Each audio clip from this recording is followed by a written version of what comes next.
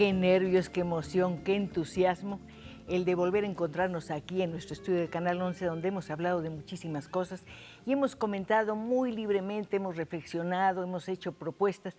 Por ejemplo, hemos coincidido en una. Sea bienvenido cualquier evento que sirva como pretexto para que nos reunamos, conversemos, debatamos e intercambiemos puntos de vista, ideas. Desde luego, el pretexto es doblemente bienvenido cuando se trata de un libro como este. El título es muy interesante, El Santo Oficio. No es el Santo Oficio que usted está pensando, sino el otro, el maravilloso oficio del periodista. ¿Quién es el autor? José Luis Martínez. Como usted sabe, él es el director del suplemento cultural Laberinto y es una de las personas más respetadas, más queridas, más admiradas en el ámbito del periodismo cultural y el periodismo de noche, es decir, de espectáculos. José Luis está con nosotros para presentar este libro, que es algo muy especial, muy curioso. Así como lo ve de flaquito con sus 350 páginas, le tomó muchos años escribirlo. Es decir, le tomó todo el tiempo que se ha dedicado al periodismo cultural. Lo que él hizo fue ponerse durante 2 meses a hacer una selección muy severa de todos los textos que he escrito desde 1986, si no mal recuerdo, y ponernos en este libro. Este libro, que es una celebración de la amistad, es una celebración de los amigos a los que él admira, de los escritores a los que quiere, y desde luego es una forma de recordarnos eventos, acontecimientos importantes para la vida cultural de nuestro país. José Luis es, por donde usted lo quiera ver, un periodista, pero también es un cartujo, es un monje que desde el retiro más absoluto está mirando el mundo. Es como una especie de ángel que flota y ve todo, lo bueno, lo malo, lo perverso, lo fascinante, lo maravilloso. Y lo maravilloso, y lo repito deliberadamente, es que él sabe poner todas esas experiencias con el más justo y preciso de los lenguajes. José Luis, qué bueno que está con nosotros. Buenas noches, Cristina, qué honor estar en su programa. Por favor, es un gusto tenerlo aquí y tengo que decir que ha habido muchos comentarios respecto del libro. A mí me resultó un viaje por la memoria, un viaje por las ausencias. Realmente el hilo conductor en cierta forma de este volumen es la ausencia, es la muerte. Por favor.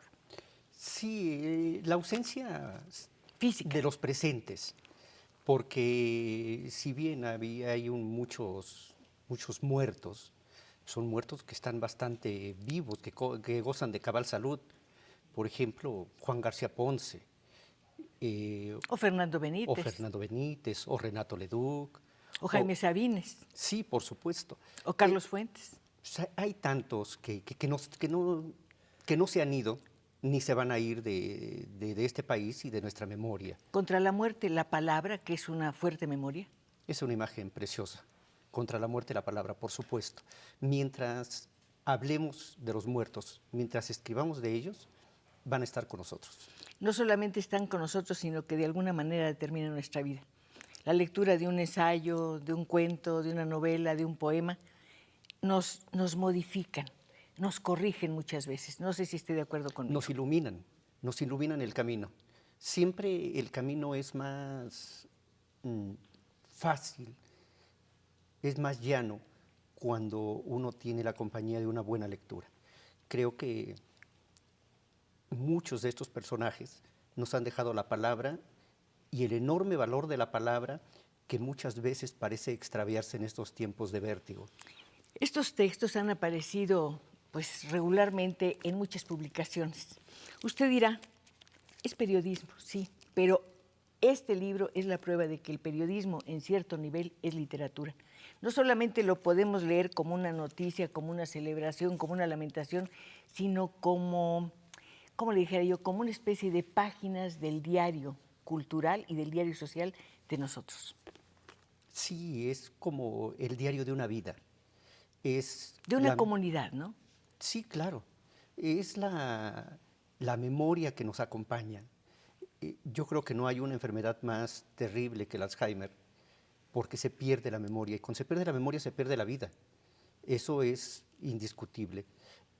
Por eso también ese empeño en recordar a los maestros, a los amigos, a la gente que se quiere, o a la gente que simplemente se admira y cuando se le admira, se le quiere, aunque uno nunca haya cruzado una palabra con ella. Usted y yo, usted y yo que nos encontramos cada viernes aquí en nuestro estudio de Canal 11, hemos tenido el privilegio de conversar con muchas de las personas que están en este libro, que están vivas, que están presentes y que un día nos acompañaron aquí para hacernos una propuesta de vida, para sugerirnos algo, para cambiar en cierta forma también nuestro destino. Mi destino es conversar con el invitado y desde luego conversar con usted, que llega todos los viernes aquí a este estudio a través de nuestras líneas telefónicas. ¿Por qué no habla con José Luis Martínez? ¿Por qué no le pregunta lo que quiero preguntarle ahora? A ver, ¿cómo está eso de que este libro nació de alguna manera hace muchísimos años en un café donde se reunía con sus amigos? Sí, fue la propuesta de un amigo periodista de Ovaciones, Arturo Hernández, de hacer una columna colectiva para pagarnos el café. Eh, Éramos 5 amigos reporteros de diferentes medios. Entonces, cuando estábamos decidiendo el nombre, a mí se me ocurrió el Santo Oficio, todo el mundo se espantó, y entonces me preguntaron por qué. Le dije, pues porque es el Santo Oficio de la amistad, el Santo Oficio del periodismo. Hay muchas salidas y se presta a la paradoja, algo que a mí siempre me ha gustado. Y creo que la paradoja, la ambivalencia, en ocasiones son recursos que nos permiten decir las cosas sin decirlas o decirlas de otra manera. Ha sido una columna trashumante. Empezó en una revista que se llamaba Diva, si no mal recuerdo. Empezó, ¿Ya formalmente? sí, en Ovaciones, como la columna colectiva, alrededor de 3 meses, y en Diva ya la tomé bajo mi responsabilidad. Los compañeros se fueron alejando, es muy difícil Ponerse de acuerdo. entre 5 personas, 5 periodistas que tienen actividades completamente distintas. Además eran 5 estilos, 5 maneras de mirar el mundo. Si en este momento usted y yo queremos describir esas maravillosas flores, esas hortensias, usted las está viendo desde un ángulo y yo desde otro. ¿Cómo coincidir? Sí, desde luego es muy difícil. Entonces, el tono, el personaje del Cartujo fue una ocurrencia mía, una creación. No me gusta a mí utilizar la primera persona para escribir, pero también al mismo tiempo quería darle un sello un tanto personal de un personaje que se asoma a los más diversos territorios, a los más diversos ámbitos, en una curiosidad insaciable. ¿Se escuda tras él? No necesariamente. eh, Trato de que sus pensamientos de alguna manera correspondan a una atmósfera que se puede crear en cada una de las columnas, en cada uno de los textos.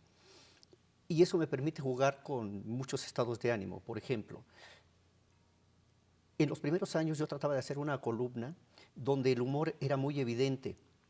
Después, este tipo de columnas comenzaron a proliferar, muchas de ellas con un humor demasiado agresivo, y entonces fui optando hacia la melancolía, hacer una forma de humor desde la melancolía. Eso, desde luego, muchas veces cuando escribo textos aparentemente tristes, nostálgicos, pues yo no soy realmente nostálgico. A mí me gusta la historia y la memoria, no vivir en el pasado, aunque sí recordar mucho el pasado.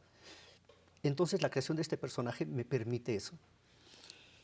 Este Cartujo se sonroja con frecuencia, sabe que está cometiendo una falta al mirar o decir, pero no puede evitarlo.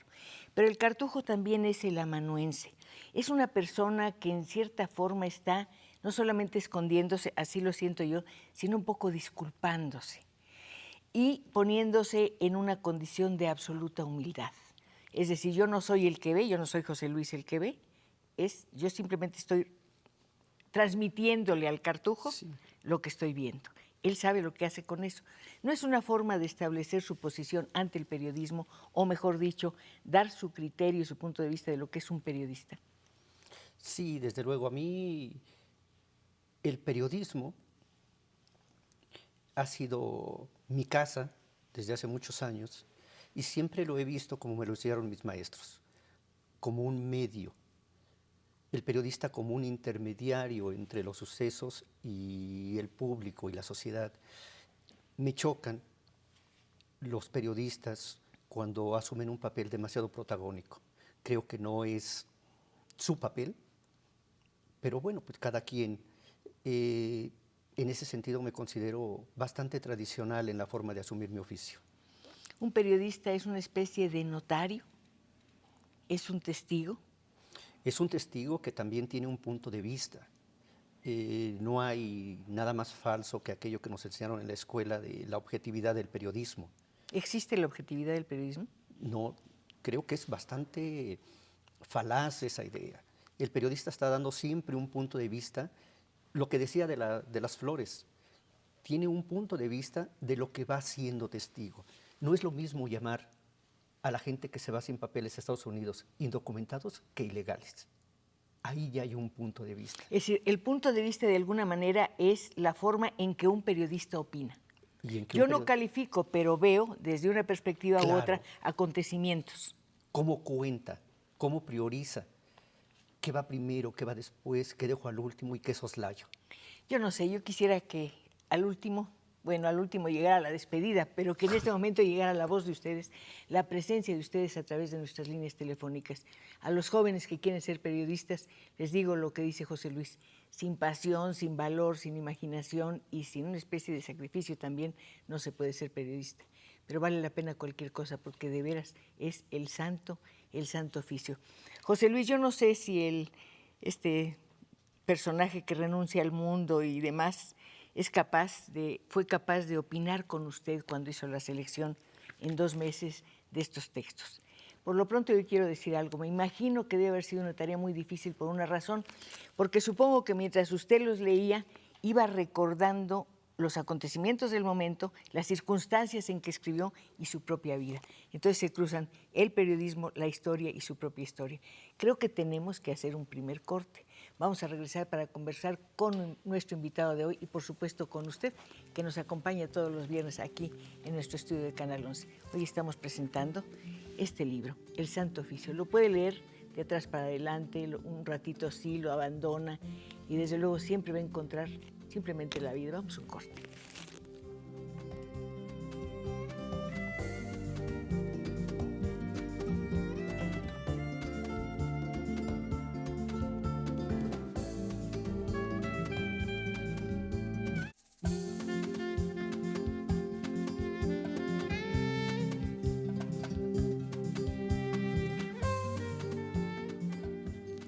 Seguimos conversando con José Luis Martínez. Usted sabe que es un periodista cultural, un periodista de espectáculos, además adora la música. Dice que sin la música el mundo sería un error y estoy de acuerdo con usted. Sí, creo que si yo hubiera tenido la mínima capacidad, el mínimo talento, me hubiera dedicado a la música. Me encanta. ¿Qué lo separó de eso? Intenté, cuando estudié en la Escuela Nacional de Maestros, meterme, bueno, desde la secundaria, clases de solfeo y cosas por el estilo, y fracasé en todas. Se iba la gente del coro. No, y con eso... Bueno, ya somos dos, compartimos la experiencia. Me da mucho gusto que ya empiecen a llegar las voces de ustedes, de verdad que son muy gentiles, al prestar atención, no sé, el querer conversar con nuestro invitado. Y por lo pronto, Hermelinda Hernández dice, ¿cómo se llama el libro? Pues mira, aquí lo tiene. Es El Santo Oficio. Aquí está. ¿Se ve bien ahí? ¿Lo vemos bien? Es una delicia, es una maravilla. Hay páginas memorables. Y le decía yo a José Luis que me conmovió mucho el breve retrato que hace de un poeta excepcional. Acaba de morir. Ayer justamente se le hizo un muy merecido homenaje. Me refiero a Rubén Bonifaz Núñez. Sí, el maestro Bonifaz, que como tantos de nosotros, amaba por sobre cualquier otra cosa a la universidad. Él se consideraba un universitario de tiempo completo y lo poco que le quedaba libre lo dedicaba a la poesía, es lo que decía. Y a la traducción, muy difícil. Bueno, los desde clásicos. la universidad hizo la traducción, propició colecciones, la cátedra, un universitario ejemplar.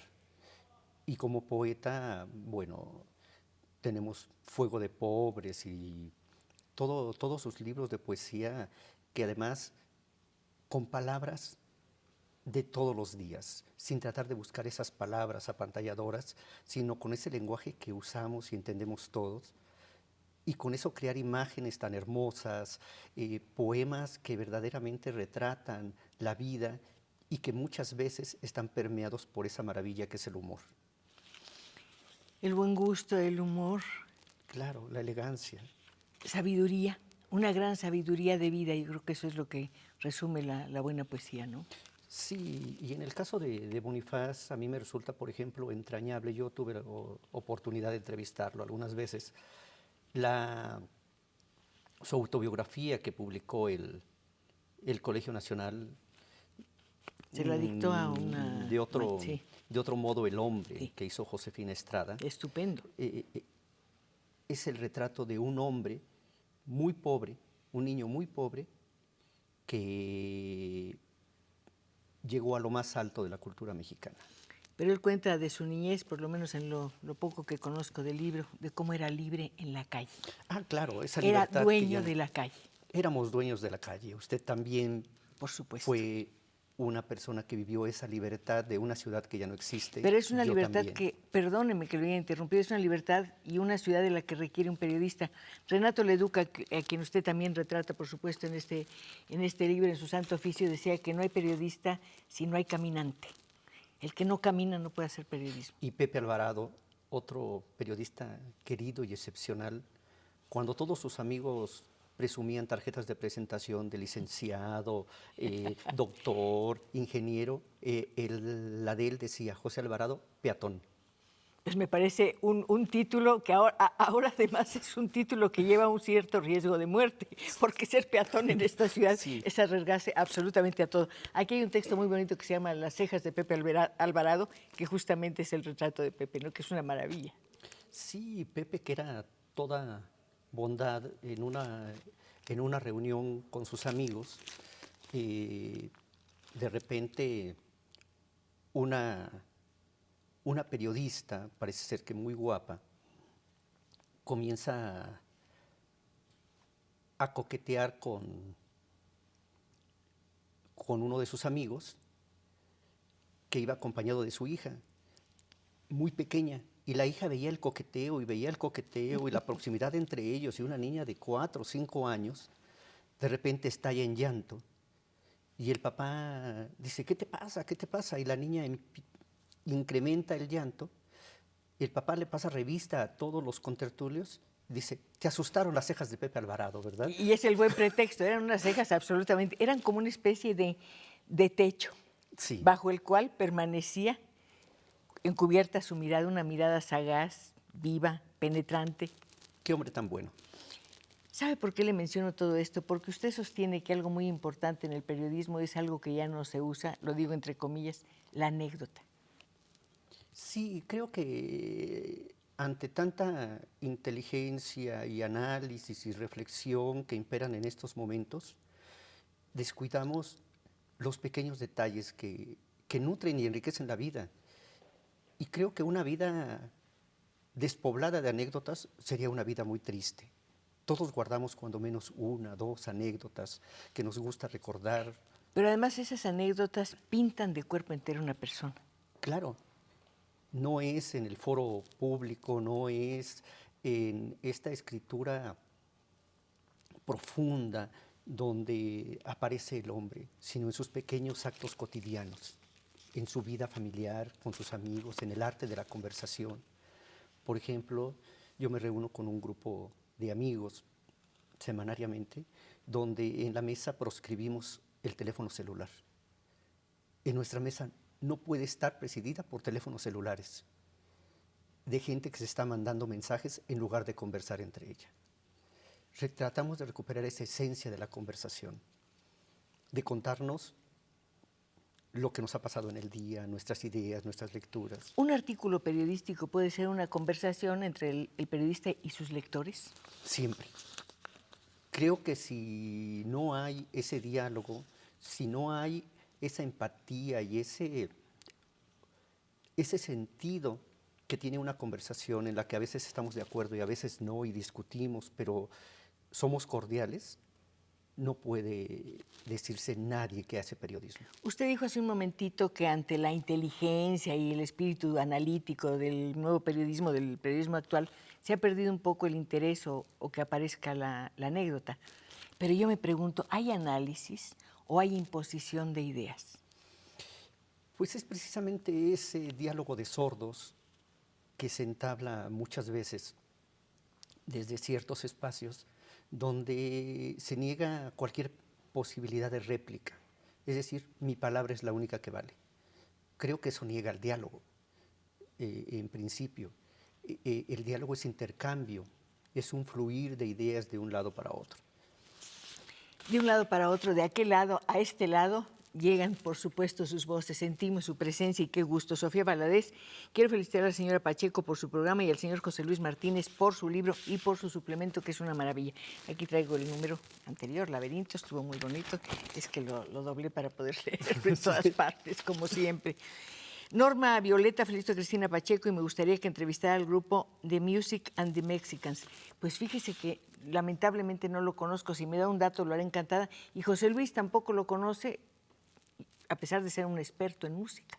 Bueno, no un experto. Fanático de la música. Me gusta mucho la música, no conozco al grupo. Volvamos al periodismo y literatura. Usted dice que son parecidos, son paralelos. Nada más que la literatura juega con la verdad de una manera y el periodismo de otra.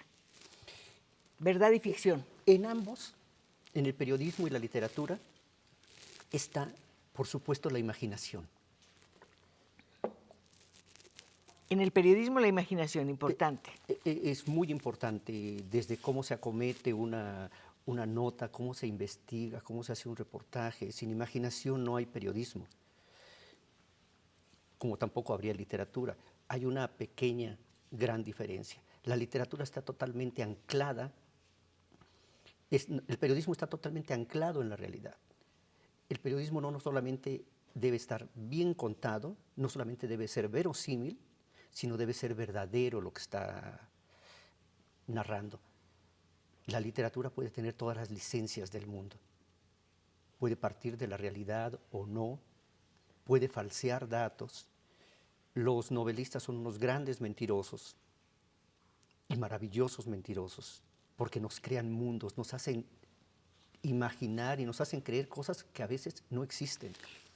Aunque parezca mentira, hay muchas personas que no les gusta ya leer el periódico porque dicen, no, son demasiadas historias tristes, hay demasiada violencia, se da demasiada importancia al deporte, ya no hay suplementos culturales, de eso quiero hablar. Pero hay que ver los periódicos, sea como fuere. Bueno, primero son maravillosos, pero además están llenos de historias de vida. En cualquier noticia, en cualquier rinconcito, usted encuentra una historia que puede ser un cuento maravilloso. Yo he tenido la afición desde muy joven de muchas veces saltarme los grandes titulares y buscar los recuadritos, aquellas notas perdidas que merecen 2 o 3 líneas y que muchas veces esconden lo que usted está diciendo en este momento, grandes historias que alguien necesita contarlas, que todavía no han sido contadas. Pero además que, como somos tantos millones de personas, esas pequeñas historias no se individualizan. En el periódico donde justamente aparecen las multitudes. Hay una historia, no sé si usted la leyó, José Luis. Un hombre se muere y queda vivo su gato. Entierran al hombre y el gato todos los días hasta la fecha va y le lleva pequeños regalitos. Una rama, un insecto, una piedrita, o se queda a ronronear al pie de la tumba. ¿No es una historia maravillosa? Y estaba en el periódico, es algo que ocurrió en Holanda o no sé dónde. Sí, son historias que conmueven. Creo que una de las funciones de la literatura y del periodismo, aparte, en el caso del periodismo, además de informar, sería tocar las fibras de cada persona, saber que somos humanos y no nada más números. Creo que la sensibilidad, la emoción, la pasión deben contagiarse, deben salir del papel, de lo que está escrito en el papel, hacia los ojos de quien lo está leyendo. Ese es el reto del periodismo. Rosario Espinosa, saludos a José Luis Martínez de parte de toda su familia. Nos hace sentir muy orgullosos por la publicación de su libro más reciente. Aquí está, ya lo tapé, se llama El Santo Oficio. Mire, lo tengo lleno de banderines. ¿Sabe por qué? Porque me encanta pensar que cuando yo quiera voy a volver al capítulo donde habla de Renato Leduc, de Jaime Sabines y una persona a la que no puedo aceptar que se haya muerto, Fernando Benítez. Es más, no se ha muerto. está en las páginas de todos los periódicos y por supuesto estará en la memoria de todos nosotros.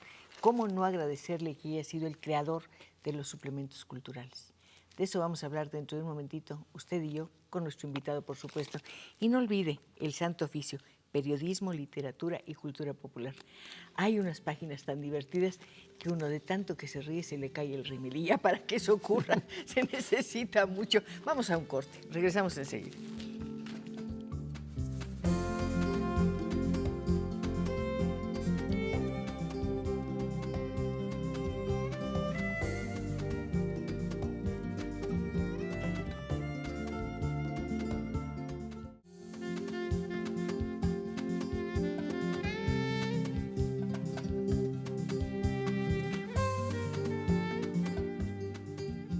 Me encantaría saber, por ejemplo, usted que nos está viendo, que nos está acompañando, que está dialogando con José Luis Martínez, ¿cuál es la sección del periódico que más le gusta? Y algo que me intriga mucho, ¿lo lee de atrás para adelante o de adelante para atrás? Como se debe, de atrás para adelante. Por eso siempre comienzo los domingos con sus cuentos. Ay, qué bueno que lo dijo. No, es que me estaba acordando de José Pajer Yergo, a quien también, una persona absolutamente maravillosa, que se enfurecía porque uno al agarrar la revista, yo la agarraba de atrás para adelante, me decía, por eso tiene portada, para que empieces por adelante. Le decía, no sé por qué, uno empieza con las revistas, también leyendo su columna. Un alma de japonés, ¿no? Yo creo que tenemos que tener algo por ahí, porque mucha gente comenzamos de atrás para adelante. No sé por qué. ¿Quién lee la sección editorial? ¿Quién hace crucigramas? ¿Quién ve los obituarios que son fascinantes? Sí, fíjese que cuando comenzó Milenio, yo me hice cargo de la sección de tendencias y la sección precisamente del crucigrama y algunos juegos. Entonces se me ocurrió escribir obituarios y cada noche me iba a una funeraria a buscar a un muertito que me llamara la atención. Le preguntaba a los familiares algunos datos, un poco de su historia, y es de lo que iba escribiendo cada día. El muerto, no volvemos a lo mismo, no como una cifra, sino como una persona. Fue una experiencia fascinante andar por los velatorios. Duré 5 o 6 meses haciendo esto, y bueno, me cambié de sección si no hubiera continuado.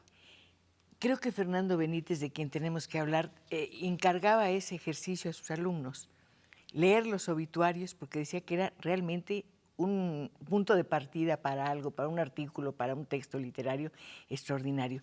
¿Usted fue alumno de Fernando Benítez? No, fui lector de Fernando Benítez. En cierta forma alumno. Sí, por supuesto, alumno. He seguido muy de cerca todo lo que ha hecho, lo escuché en varias ocasiones, pero yo he tenido un problema que afortunadamente he salvado con usted, con José Emilio, con algunas otras personas, que me da mucho temor acercarme a la gente que admiro, pero un temor enorme.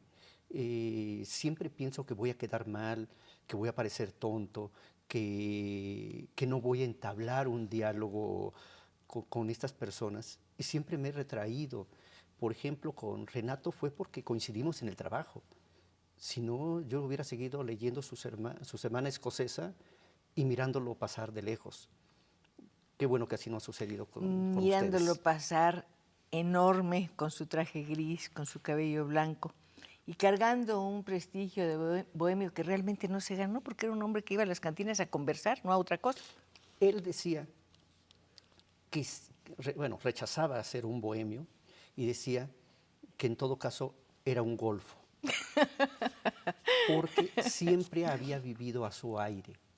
Decía, nunca me he agachado ante jefecillos déspotas, siempre he hecho lo que he querido, pero siempre he trabajado, cosa que no hacían los bohemios. Un gran trabajador, es cierto, hasta la última etapa de su vida. Casi ciego. Estuvo trabajando. Hablamos de Fernando Benítez y yo decía que es el momento de agradecerle algo muy importante, la creación de los suplementos literarios. Por desgracia, quedan muy pocos. Uno, desde luego, notable es el de usted y el de la jornada, dirigido por el poeta Hugo Gutiérrez Vega, a quien le mandamos saludos y felicitaciones por su premio reciente. ¿Cuál es la importancia de haber creado los suplementos literarios en los periódicos? Bueno, habría que recordar primero que el primer suplemento que imagina Fernando Benítez no lo 47. dirige él, sino Juan Rejano. Siendo él Benítez director del Nacional, invita a Rejano a hacer el suplemento cultural. ¿Es La 1947 o antes? idea, antes. Antes. Son en los años, debe haber sido 36, algo así. Dura un año al frente del Nacional. Rejano continúa. Rejano tiene dos épocas, o me parece que sí, son los años 40, no recuerdo bien. Rejano continúa, después interrumpe su trabajo como director de ese suplemento cultural y lo reanuda posteriormente. Tiene dos etapas. Pero sí, el primer suplemento cultural del siglo XX es imaginación, decisión de Fernando Benítez, aunque no lo dirige él. Y luego, bueno, en la revista, en Novedades y en Siempre, crea una escuela, una manera de hacer que la gente se acerque a la cultura con gente brillantísima como Alfonso Reyes. Cuando invita a Reyes a que participe en su suplemento de Novedades, Reyes se muestra un poco reticente y Benítez le dice: ¿cuántos lectores tiene usted de sus libros, don Alfonso? No, pues 4 o 5 mil.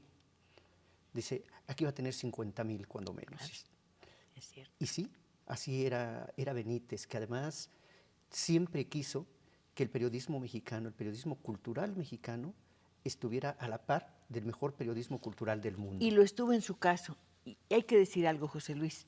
No todo el mundo puede acercarse a los teatros, a ver películas de cineclub, a un concierto, a lo mejor, y lamentablemente no puede comprarse el libro del día, o no puede entablar una conversación con alguien tan brillante y aparentemente tan lejano como pudiera ser Carlos Fuentes, por ejemplo. Sin embargo, Fernando nos traía todas esas presencias y todas esas voces al alcance de la mano. Lo podíamos tocar todos, podíamos ser dueños de todo ese mundo maravilloso simplemente con abrir las páginas del periódico. Y usted lo sabe perfectamente, no solamente atrae a los grandes nombres en ese momento, sino también tiene el ojo suficiente, el talento y la generosidad para promover a la mejor generación de escritores y de artistas que ha habido en este país. Pero tuvo olfato, se lanzó Claro. con gente que no era conocida y que decía, este hombre va a ser importante, o este fotógrafo, o este cuentista, o lo que usted quiera. Era un hombre que se arriesgaba. Él decía que un director de un periódico, de un suplemento, era como un mendigo, que andaba hurgando por todas partes a ver qué se robaba, a ver qué se traía. Es una historia, es una idea bonita. Sí, por supuesto. Él tenía fama de que de repente alguien le llevaba un material escrito en otro idioma, lo mandaba a traducir y lo publicaba. Y un día que Octavio Paz, que había comprado los derechos de cierto material, le reclama y le manda una carta muy airada, Benítez responde de una manera extraordinaria. Nosotros somos pobres y traemos la cultura y la tomamos de donde la haya. O sea, no es plagio, lo necesitamos. Exacto. Me parece, era un personaje maravilloso, elegante, caballeroso, con un sentido del humor extraordinario, con un conocimiento de las gentes maravilloso y con una gran humildad. Yo lo recuerdo entrando al salón de clase con su cuaderno de notas a su edad, después de haber escrito todo lo que escribió, y sin embargo decía, tengo que tomar mis notas para que no se me vaya a olvidar lo que tengo que decirles a los muchachos. Y el carácter, ese carácter fuerte, porque un periodista pusilánime tampoco, usted es periodista, un periodista que se acobarda a las primeras Hay que arriesgarse. de cambio, que lo asusta el coco, pues como que no tiene nada que hacer en este oficio. Y hay una anécdota que yo recupero ahí, que es cuando él va a dar clase en la facultad y empieza a explicar la nota informativa y un muchacho levanta la mano y le dice: perdón, maestro, este semestre nos toca reportaje. Y Benítez le dice, ah, sí, con que aquí ya saben lo que es la nota informativa. La nota informativa es esto y esto y esto y esto. Es decir, si la base de nuestro oficio es precisamente la nota informativa, pues hay que darle hasta la saciedad. Por eso a veces los muchachos se saltan tantas etapas y al saltarse etapas no disfrutan ni van cimentando el conocimiento del oficio. Es un trabajo que se tiene que hacer con mucho entusiasmo, con libertad y con alegría y con mucha imaginación y valor. Hay que ser decidido para ser periodista.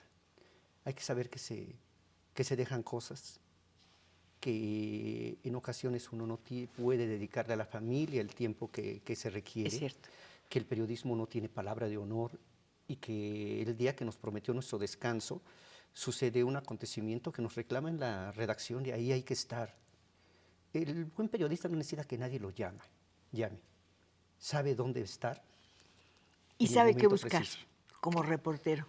José Luis, que podía calificarse de muchas cosas, dice, soy antes que nada un reportero, que es lo que también decía Fernando Benítez. Y lo que Él decía estaba José orgulloso de Alvarado. serlo. Maravilloso. Un reportero es el que nos da la información, es el que nos reporta lo que está pasando en algún lugar. Es el testigo. A eso me refería antes. Un periodista es un testigo, es una especie de notario. Sí, claro. Una persona que dice qué está pasando aquí y ahora. Sí, es un gran compromiso ser periodista. Es un oficio que requiere, sobre todo, una pasión, amarlo. El que no ama el periodismo no puede ser periodista. Y debe tener una enorme curiosidad, creo yo. Es que estaba leyendo algo sobre Roberto Adler, de su trabajo como periodista. Y él se impone, propone y le aceptan que su trabajo como periodista, sus columnas sean que él salga a la calle a mirar. Y de lo que mira, escribe. Y es lo que hacemos aunque nos den una orden, salimos a mirar. Y Kapuczynski hablaba de los 5 sentidos del periodista. Un periodista debe también palpar y oler y escuchar y ver. Si no, ¿cómo se puede crear una imagen? ¿Cómo se puede describir una escena? Pero Kapuczynski decía también algo muy importante, el peor enemigo del periodista es la rutina. Claro, decía, no hay nada peor que hacer una cosa bien y después seguirse por ese camino. Es decir, entrar a esa zona espantosa, que es la muerte, llamada zona de confort. Cuando uno entra a la zona de confort ya no hay nada.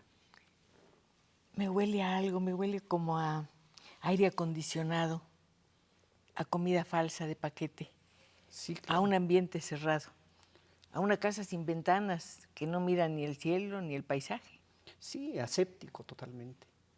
Ay, no, Donde aquí no, este no hay estudio es todo, emociones. aquí hay emociones, nos equivocamos, nos emocionamos y desde luego le pedimos a usted que comparte esta experiencia.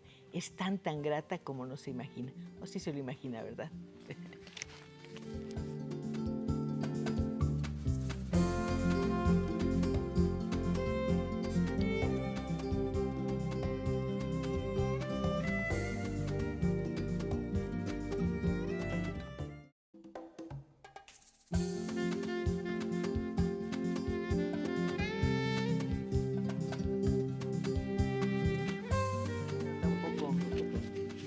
Le estaba comentando a José Luis en el corte que veo su libro y todavía me emociono, me entusiasmo, me río de verdad y de pronto extraño presencias que reaparecen aquí por fortuna. Estábamos pensando en Renato Leduc, en Fernando Benítez, en Mario Benedetti, en Jaime Sabines, en Fontana Rosa, en fin, que por cierto el capítulo dedicado a él es absolutamente maravilloso.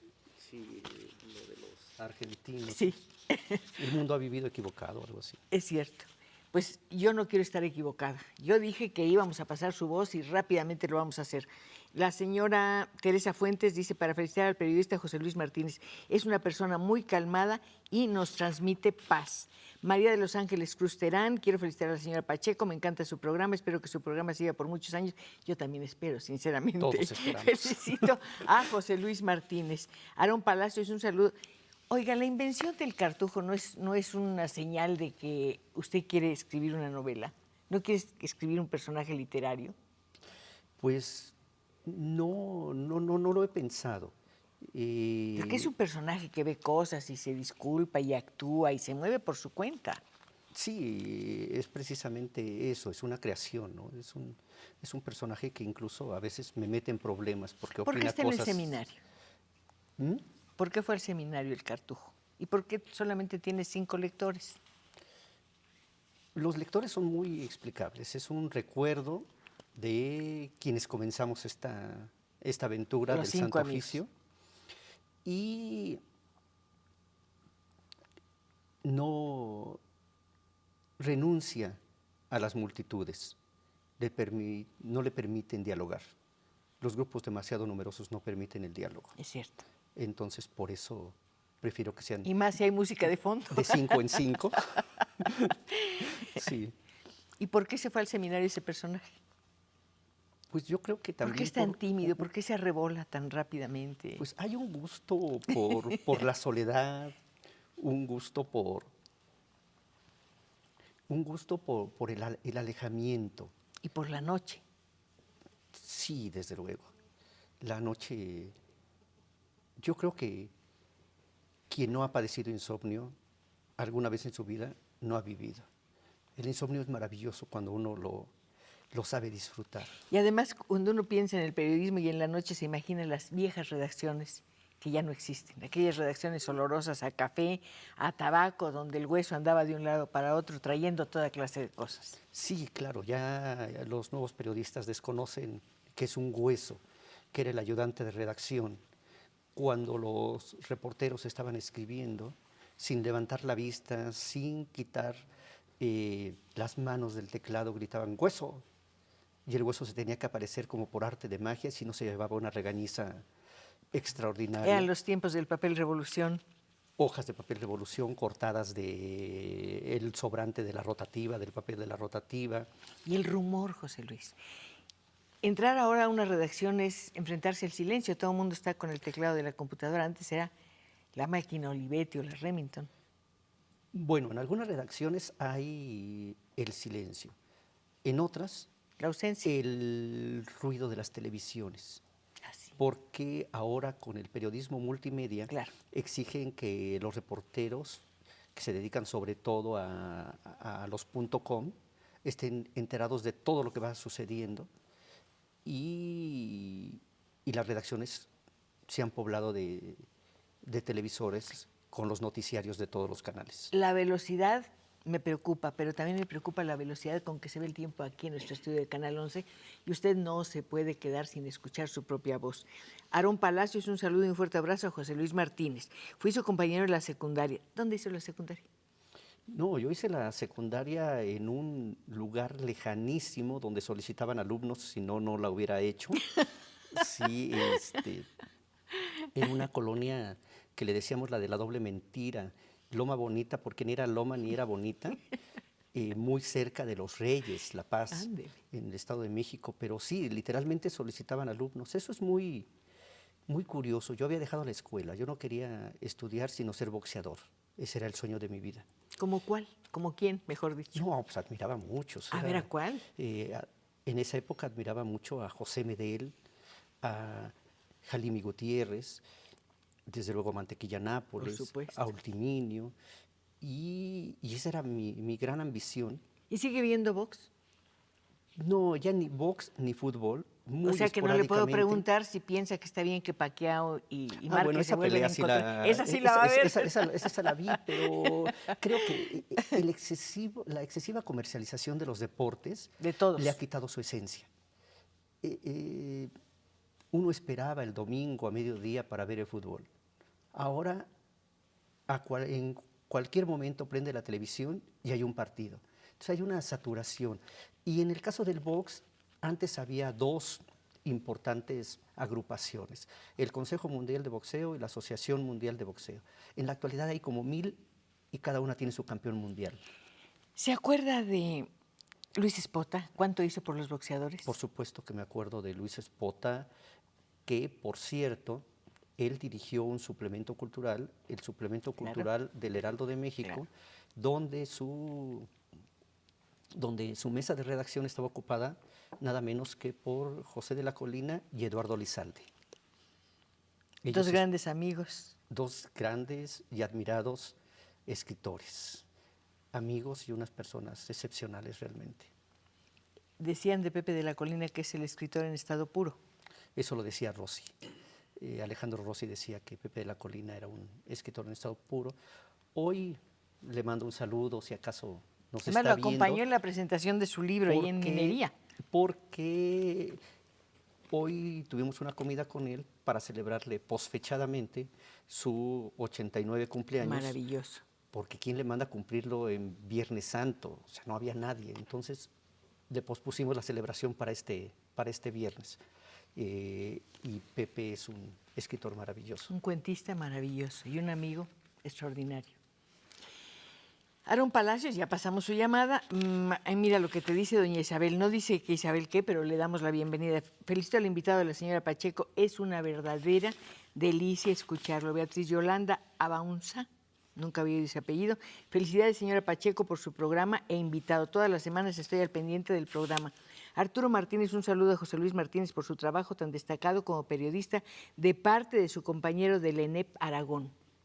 Él se llama Arturo Martínez. Pues unos viejos amigos de hace tantos años en la ENEP Aragón, donde ¿Usted dio clases? No. yo di clases Sí. en la ENEP Aragón y llegué ahí cuando regresé de Sudamérica para continuar mis estudios. Pensé estudiar periodismo no por otra cosa. No pensé ser nunca periodista, estar en una redacción. Simplemente quería volverme un mejor lector y aprender más o menos a escribir. Además dijo usted algo muy bonito. Yo estaba buscando ser periodista, pero en un lugar donde pudiera hablar de libros y de música. Y por eso escogí el periodismo cultural. Sí, libros, música, cine. Y de lo que la vida y el día me vaya poniendo, o la noche me vaya poniendo enfrente. Parecería que lo contrario del periodismo cultural es la reseña de la vida nocturna, y yo creo que no es así. No, creo que todo depende de la mirada y también depende del empeño y de los logros en la escritura. En el caso de los que nos dedicamos, por supuesto, al periodismo escrito, el compromiso está con la palabra y no con el tema. Yo recuerdo las columnas de Pepe Alvarado hablando de cómo se prepara un jardín o cómo se preparaba un jardín para unos taquitos de carnitas. O Salvador Novo, que por cierto alguien comentaba que estos textos lo emparentan a usted directamente con Salvador Novo. Él, por ejemplo, podía hacer una columna magnífica de cómo se hace la sopa de cola de res. Sí, desde luego, y aunque Salvador Novo tenía una característica que yo no tengo, él decía, estoy perfectamente tabulado. Una columna, 1 hora. Yo no puedo escribir tan rápido. ¿Cuánto tiempo le lleva escribir su columna de los domingos? 4 horas. No puedo escribirla en menos. Anteriormente me tardaba más, ya he ido cobrando un poquito de velocidad. Pero aunque es una columna muy breve... Pero es muy divertida.